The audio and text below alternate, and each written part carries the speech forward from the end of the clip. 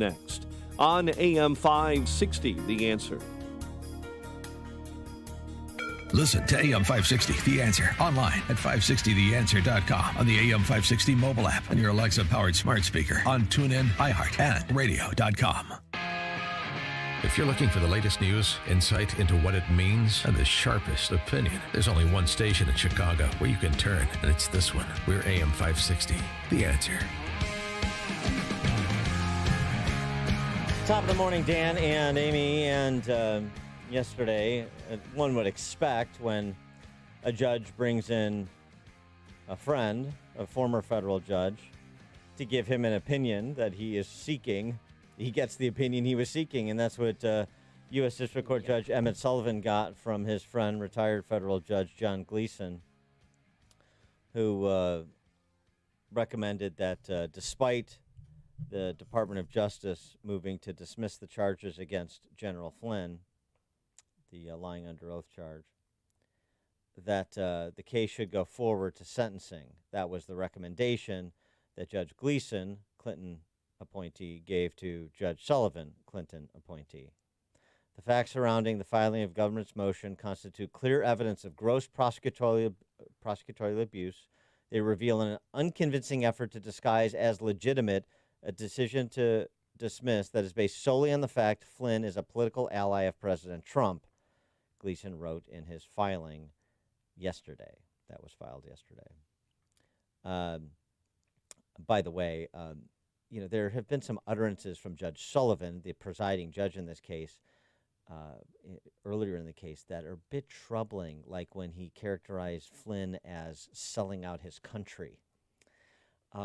That's sort of a political statement, not a legal one, and it's a political statement that really doesn't square with the facts as we have come to know them from all of the documents now obtained about the sort of attitudes that FBI had about Flynn's truthfulness when they first interviewed him, as well as the fishing expedition FBI was on with respect to Trump world. Attorney General Barr sat down with our friend Brett Baer earlier in the week to cover a range of topics, and one of the charges he addressed, which is implicated in this Gleeson filing, is that you've heard it. Attorney General Barr is acting like the president's attorney rather than the people's attorney, which is his job as the Attorney General, the chief law enforcement officer of the country. Here's the thing. For the first time in American history, police organizations and the national security organizations were used to spy on a campaign.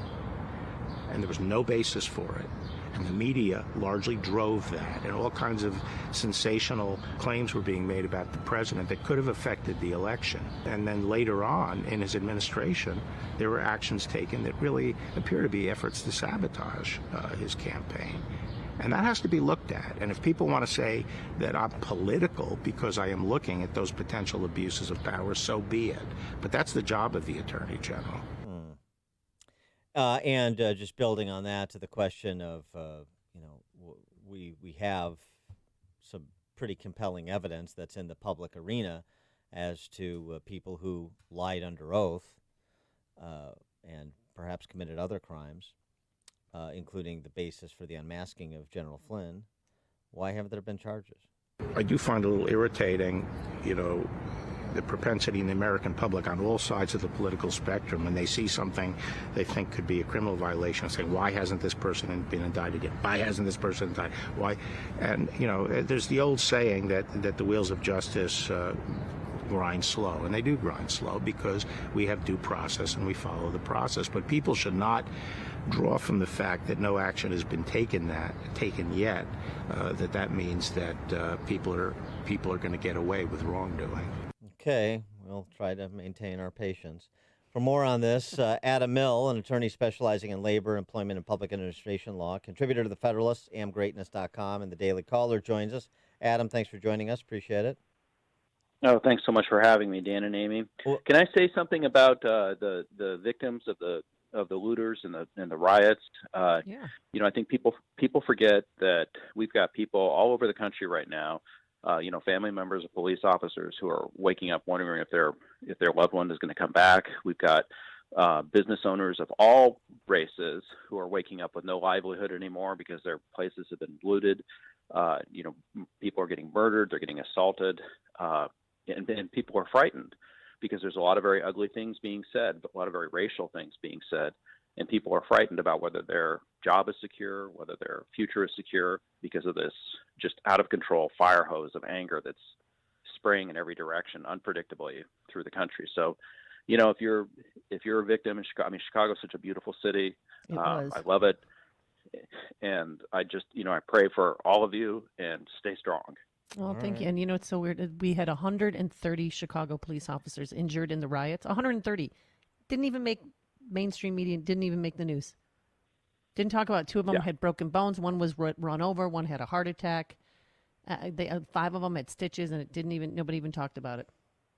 One was dragged into the mob after he was overcome. 4, in St. Louis, 4 were shot. They're stabbed in the streets of New York. I mean, this is really frightening. Let's talk about some of these other matters that are going on concurrently, starting with your reaction to the Gleason filing in the Flynn case yesterday. Yeah, I mean, look, this person who wrote this amicus brief, he wrote an editorial op-ed in the Washington Post in order to influence the case, and he was successful with that. And there have been a number of people, including myself, who have noticed that the phrasing in some of these legal documents appear to be lifted right out of out of CNN, out of the Washington Post. These, the Judge Sullivan and now former Judge Gleason seem to be just, they watch MSNBC, Rachel Maddow, or they watch CNN, and the next day, those words appear in the brief. But just to kind of sum up what the problem is with the Flynn prosecution, and I'm sure you've done it before for your listeners, he's charged with making a false statement about a conversation or a series of conversations he had with the ambassador of Russia, Sergei Kislyak. And there are only 3 problems. The first problem is they never did provide him with a copy of the transcript of what was actually said. And Margot Cleveland did a piece in The Federalist pointing out that what he later said about the phone call with Kislyak was technically true. It was technically true. He said, I didn't talk about sanctions. He didn't talk about sanctions. He talked about expulsions. So that's one problem. The other problem is they can't figure out what exactly did Flynn say to the FBI agents, because they allowed people to edit Flynn's statement without his participation or knowledge, to include Lisa Page, who wasn't even at the interview with Flynn. And the government's motion admits we can't, it's been edited so many times, we can't figure out what Flynn actually said to the FBI agents anymore.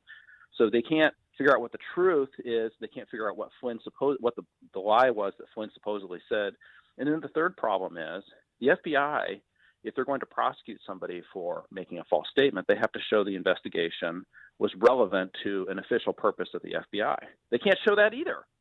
So, like, all 3 elements of the crime are not present. And so when you read this Gleason brief, when you hear how it's being reported, none of that is being discussed. And it's pure politics. That's all it is. The left has a lot of control over the criminal justice system right now, and they want to retain that control. And when you read about, this will help Trump, I mean, that's really their argument.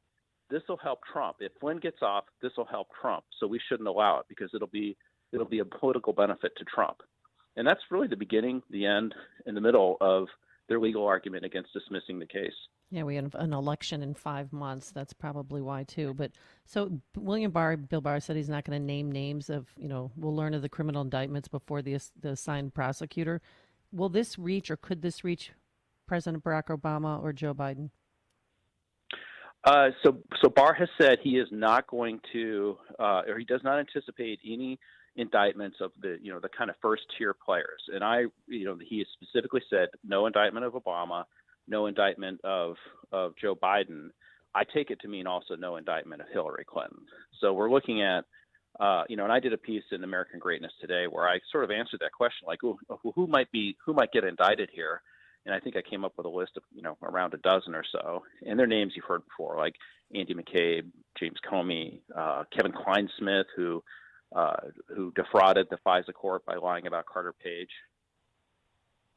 Right. Yeah, exactly. And just to be specific, Barr said that they weren't, based on what he knows about the Durham investigation, Obama, Biden are not targets of the investigation. He didn't say anything. He didn't use the I word. He didn't talk about indictments at all. Right. And I mean, I think the other thing is that because Obama and Biden were elected and they were serving as, in that top executive role, I think you look to these next level people who were not elected, who took the oath to support and defend the Constitution, whose job it is to tell a president no if something is, a little sketchy or illegal. So I think there's some professionals within the Justice Department and the FBI who should be concerned. I think that potentially Wray needs to be concerned.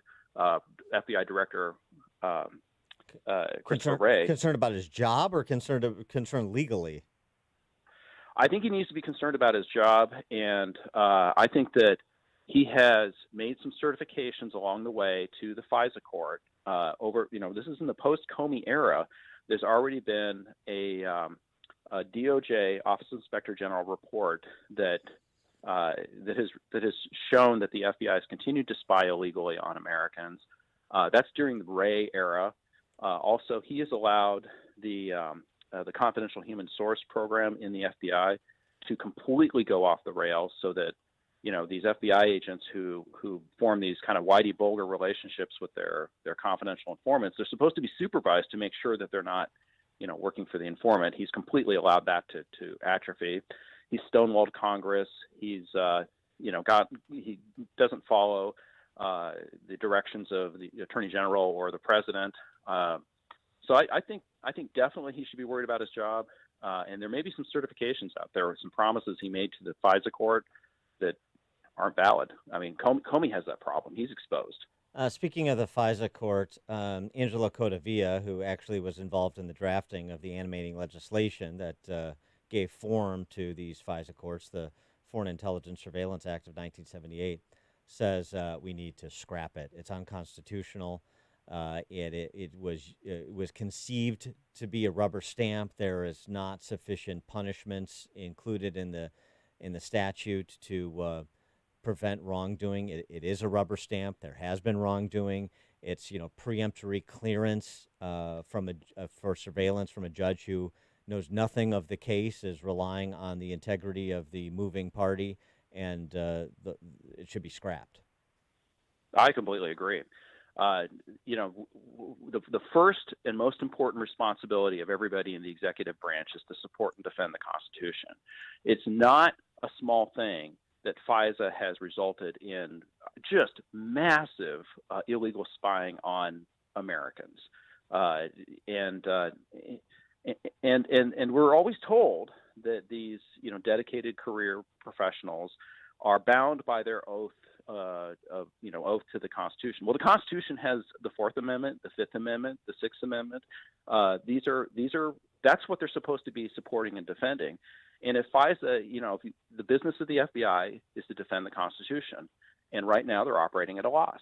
So we need to get rid of FISA. I absolutely agree with that. Whatever the law enforcement benefit of FISA is, they did a study about 5 or 10 years ago or so of how many cases were actually solved, how many crimes were prevented using all of this spying, some of it pursuant to FISA, some of it, under the NSA's database. And virtually no crimes have been solved or prevented because of all this spying. But yet we're doing it to the tune of 1,000 spying warrants, 1,000 FISA warrants every year. Why? And if the proponents of all this spying, if they had solved crimes, if they'd stopped terrorist attacks, they'd be telling us about it right now. But they don't have those examples, but they want to keep doing it anyway. And they say, trust us because we'll punish people who abuse it. And then they don't punish the people. And then they say, trust us anyway. No, scrap it. He is Adam Mill, an attorney specializing in labor, employment, and public administration law, contributor to The Federalist, amgreatness.com, and The Daily Caller. Adam, thanks for joining us. Appreciate it. Thank you so much, and care. stay safe. You too. Thank you. And he joined us on our turnkey.pro answer line. You've made the switch, and it feels so good. You've switched to Chicago's Morning Answer on AM 560. The Answer. The Lou Dobbs Financial Report is brought to you by Signature Bank, helping local businesses succeed. Visit signaturebank.bank for your commercial banking needs.